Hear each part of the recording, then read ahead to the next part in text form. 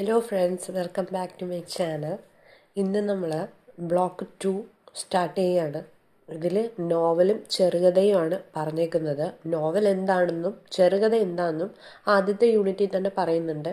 പിന്നീട് അത് എഴുതിയിട്ടുള്ള എഴുത്തുകാരെ പറ്റിയിട്ടും നമ്മൾ മലയാളത്തിൽ ഏതൊക്കെയാണ് പ്രസിദ്ധരായ നോവലിസ്റ്റുകൾ, ചെറുകഥ എഴുത്തുകാർ എന്നൊക്കെയുള്ളതാണ് ഈ ഒരു ബ്ലോക്കിൽ മൊത്തത്തിൽ പറയുന്നത്.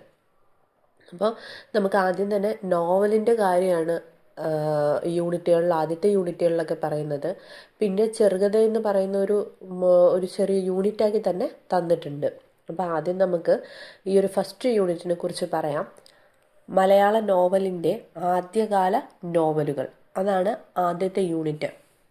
അപ്പോൾ ഇതിൽ എന്താണ് നോവൽ എന്നുള്ള കാര്യം ആദ്യം തന്നെ പറയുന്നുണ്ട്. അപ്പോൾ വീഡിയോയ്ക്ക് കടക്കുന്നതിന് മുമ്പായിട്ട് നിങ്ങൾക്ക് വീഡിയോ ഇഷ്ടമായിട്ടുണ്ടെങ്കിൽ എല്ലാവരും ഒന്ന് സബ്സ്ക്രൈബ് ചെയ്ത് വെക്കുക. അതുപോലെ തന്നെ എല്ലാവരും ഒന്ന് ഷെയർ ചെയ്യുക മാക്സിമം. നിങ്ങൾക്ക് ഇഷ്ടമായിട്ടുണ്ടെങ്കിൽ നിങ്ങളുടെ അഭിപ്രായങ്ങളൊന്ന് കമൻസ് അറിയിക്കുക. അതല്ല, മോശമായിട്ടുണ്ടെങ്കിലും നിങ്ങളുടെ കമൻസ് അറിയിക്കാവുന്നതാണ്. ഒരു ലൈക്ക് ബട്ടൺ ഒന്ന് ക്ലിക്ക് ചെയ്തേക്കുക. അപ്പം നമുക്ക് വേഗം തന്നെ വീഡിയോയിലേക്ക് കടക്കാം. ഫസ്റ്റ് തന്നെ എന്താണ് നോവൽ എന്ന് ഇതിനകത്ത് പറയുന്നുണ്ട്.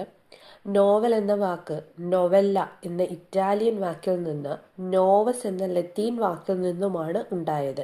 ഇതിനർത്ഥം